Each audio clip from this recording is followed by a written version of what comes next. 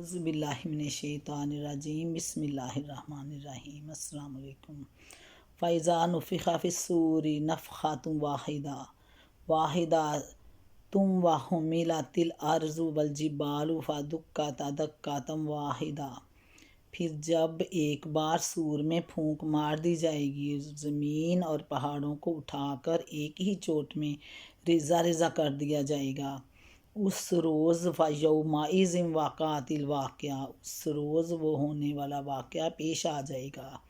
وَانشَقَّتِ السَّمَاءُ فَهِيَ يَوْمَئِذٍ وَاهِيَةٌ وَالْمَلَكُ عَلَىٰ أَرْجَائِهَا وَيَحْمِلُ عَرْشَ رَبِّكَ فَوْقَهُمْ يَوْمَئِذٍ ثَمَانِيَةٌ،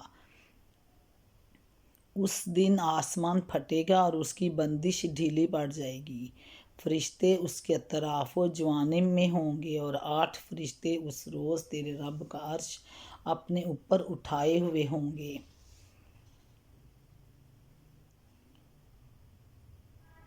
یومئذ تعرضون لا تخفی منکم خافیہ، وہ دن ہوگا جب تم لوگ پیش کیے جاؤ گے، تمہارا کوئی راز بھی چھپا نہ رہ جائے گا۔ پھر جب ایک بار سور میں پھونک مار دی جائے گی اور زمین اور پہاڑوں کو اٹھا کر ایک ہی چوٹ میں ریزہ ریزہ کر دیا جائے گا۔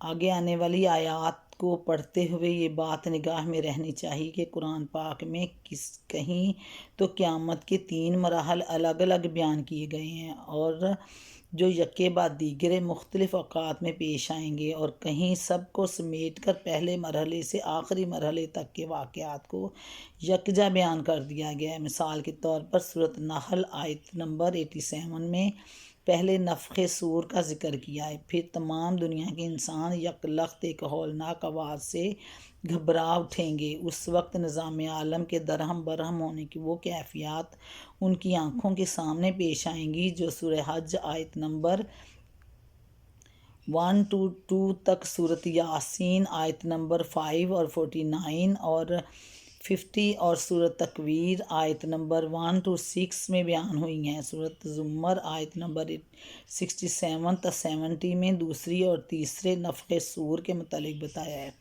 کہ ایک نفخ پر سب لوگ مر کر گر جائیں گے اور اس کے بعد پھر صور پھونکا جائے گا تو سب جی اٹھیں گے، خدا کی عدالت میں پیش ہو جائیں گے۔ سورۃ طٰہٰ میں اور سورۃ انبیاء میں اور سورۃ یاسین اور سورۃ قاف اور تیسرے نفخ صور کا ذکر ہے۔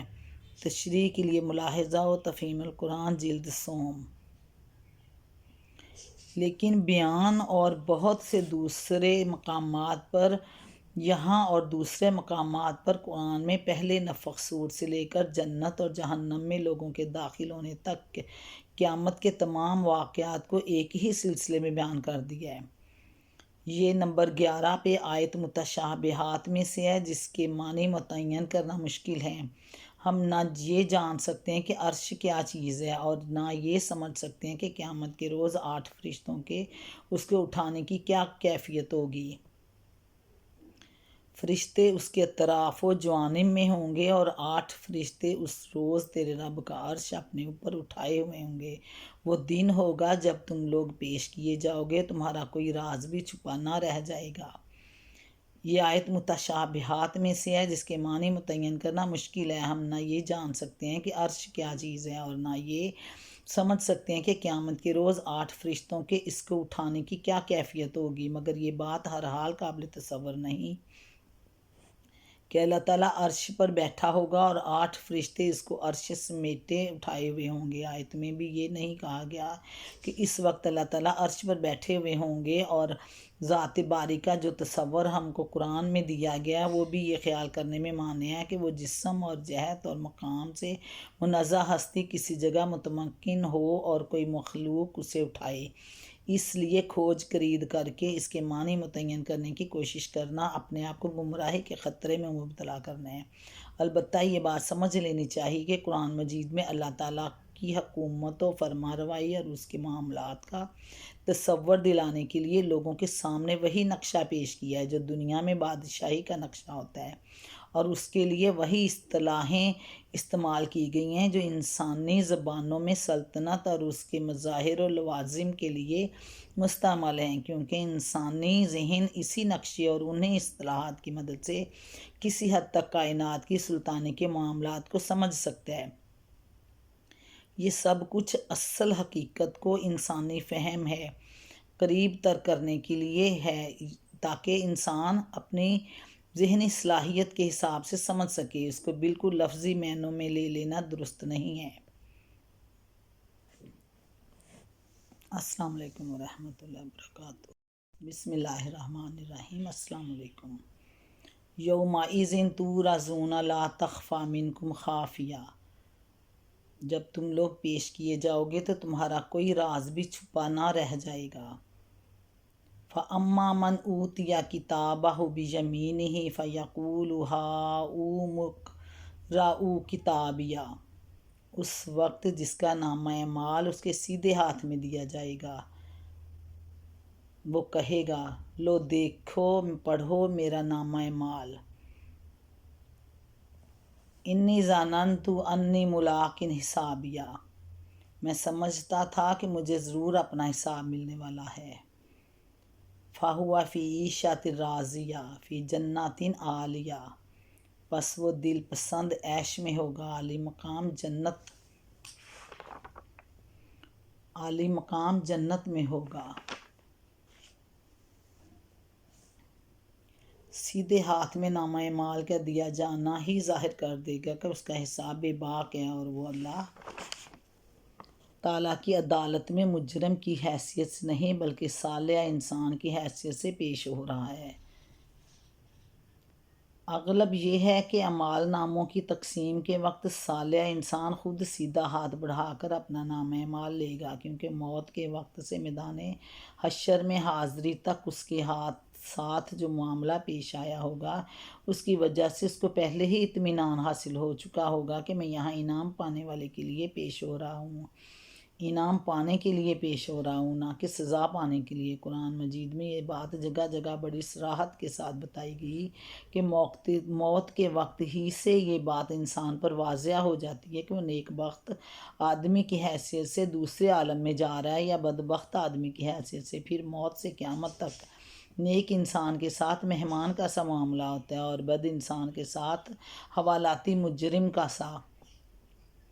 اس کے بعد جب قیامت کے روز دوسری زندگی کا آغاز ہوتا ہے، اسی وقت صالحین کی حالت و کیفیت کچھ اور ہوتی ہے اور کفار و منافقین اور مجرمین کی حالت کیفیت کچھ اور۔ تفصیلات کے لیے ملاحظہ اور تفہیم القرآن جلد 2 سورۃ انفال۔ یعنی نامہ اعمال ملتے ہی وہ خوش ہوگا اور اپنے ساتھیوں کو دکھائے گا۔ سورۃ انشقاق میں آیت نمبر 9 میں بیان ہوا ہے کہ خوش اپنے لوگوں کی طرف پلٹے گا، یعنی وہ اپنی خوش قسمتی کی وجہ یہ بتائے گا کہ وہ دنیا میں آخرت سے غافل نہ تھا بلکہ یہ سمجھتے ہوئے زندگی بسر کرتا رہا کہ ایک روز اسے اللہ کے حضور حاضر ہونا اور اپنا حساب دینا ہے۔ سورۃ انشقاق میں فرمایا کہ اور جس کا نامہ اعمال اس کی پیٹھ کے پیچھے دیا جائے گا، غالباً اس کی صورت یہ ہوگی کہ مجرم کو چونکہ پہلے ہی سے اپنے مجرم ہونے کا علم ہوگا اور وہ جانتا ہوگا کہ اس نامہ اعمال میں اس کا کیا کچا چٹھا درج ہے، اس لیے وہ نہایت بد دلی کے ساتھ اپنا بایاں ہاتھ بڑھا کر اس سے لے گا اور فوراً پیٹھ کے پیچھے چھپا لے گا تاکہ کوئی دیکھنے نہ پائے۔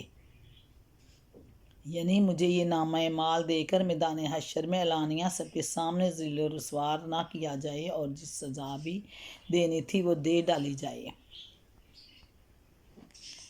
یہ مجرموں کا ہے۔ اور آگے کلو قطوفہا دانیہ کلو وشربوا ہنیئا بما اسلفتم فی الایام الخالیہ وَأَمَّا مَنْ أُوتِیَ کِتَابَهُ بِشِمَالِهِ فَیَقُولُ یَا لَیتَنِی لَمْ أُوتَ کِتَابِیَہ،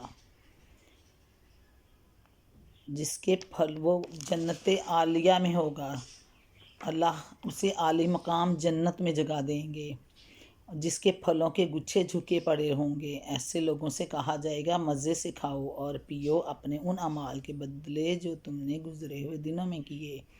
دائیں ہاتھ والے لوگ عیش کی زندگی میں ہوں گے۔ اب ذکر ہوگا بائیں ہاتھ والوں کا۔